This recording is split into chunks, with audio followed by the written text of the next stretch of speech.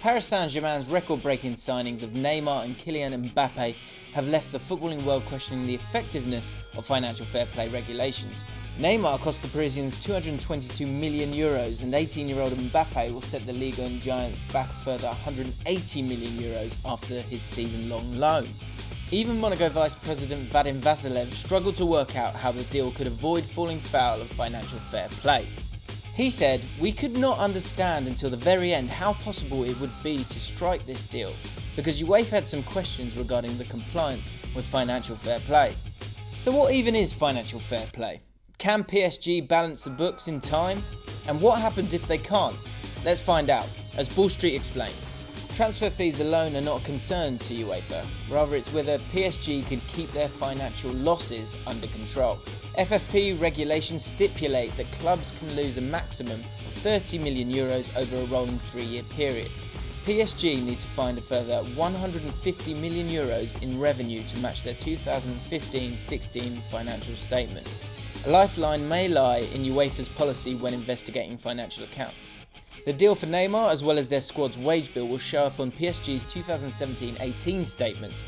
However, UEFA's monitoring of finances works a year behind, so will not be analysed until 2018-19. This gives PSG an additional year to get their finances in order before facing a potential UEFA sanction. In a statement, PSG said it was very confident it will comply with all regulations.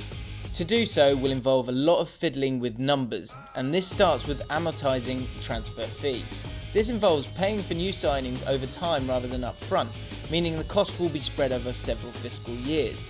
The prime example of this is Mbappe, for whom PSG won't pay a penny this season, meaning his transfer fee will come in chunks over separate fiscal years to Neymar's. The next tactic is selling players. We have already seen Matuidi, Augustin and Aurier leave the club, freeing up €68 million. But it is likely that the real fire sale of players will take place next summer, when PSG have to pay Mbappe's transfer fee. PSG's third hope is that the arrival of Neymar and Mbappe will increase revenue from shirt sales, new sponsors and TV rights. However, these would have to account for €120 million per year to break even. This is not easy in what is the poorest of Europe's top leagues, Ligue 1.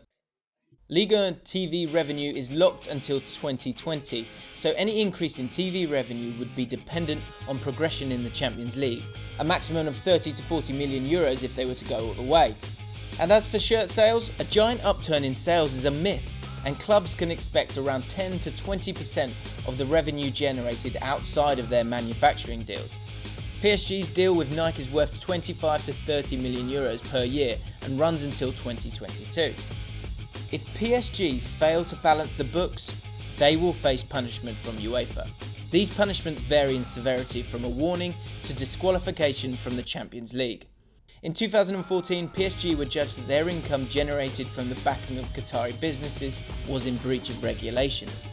The French side had to pay a settlement of €60 million and had a limit placed on new signings. Breaching regulations again, and they can expect a tougher punishment.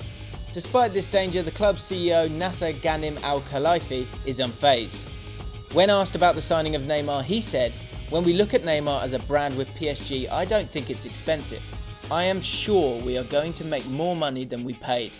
Definitely." Does PSG's ability to sign Mbappe and Neymar in a single transfer window prove FFP is redundant? UEFA would argue no.